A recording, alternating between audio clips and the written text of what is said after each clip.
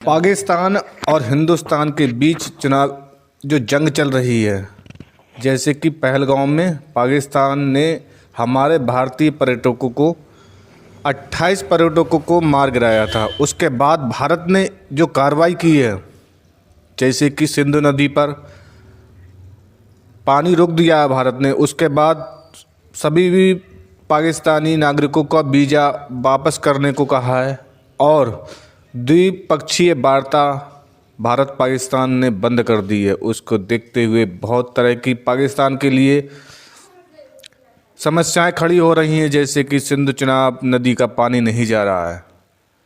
हमारे देश की इस नीति से पाकिस्तान घबरा गया है और पाकिस्तान ने अपने सीमावर्ती इलाकों को खाली कर दिया और सैनिकों से कहा है कि हर जगह निगाह बनाते रहें। क्या आपको लगता है कि भारत इसका बदला कब और कैसे ले सकता है? मैं पांडुराम रिटायरमेंट फौजी हूँ और ये हमला बहुत दर्दनाक किया गया और भारत ने सभी इसके आयात निर्यात सब बंद कर दिया गया है और भयंकर युद्ध की संभावना है। पाकिस्तान ये ना समझे कि ये टल जाएगा, ये 100% होना है, बचेगा नहीं। पाकिस्तान कहीं ना कहीं किसी न किसी क्षेत्र में कब्जा करना है, ज़रूरी है। आज सरकार ने नया फरमान जारी किया है कि जो भी सिविल डिफेंस के लोग हैं वह सभी लोग सतर्क रहें, किसी भी स्थिति से निपटने के लिए आप तैयार रहें। 7 मई आज हो चुकी है। लोगों का ये भी कहना है कि सरकार केवल कूटनीति कर रही है। क्या वास्तव में पाकिस्तान पर सर्जिकल स्ट्राइक करेगी? नहीं, ये लगता है कि भारतीय सेना को जवाब तो देना ही होगा, आज नहीं तो कल। लेकिन जो सर्जिकल स्ट्राइक पुलवामा हमले में की थी, आज क्या पहलगाम हमले में की जाएगी? इसको देखते हुए भारतीय समाज, भारतीय जनता, भारतीय सेना और भारत के सभी लोग आस लगाए बैठे हैं कि आखिरकार भारत कब इसका बदला लेगा। लेकिन सरकार और सेना इस मुकाम तक पहुंच चुके हैं कि ये मौका जब जैसे ही आएगा वैसे ही बदला ले सकती है।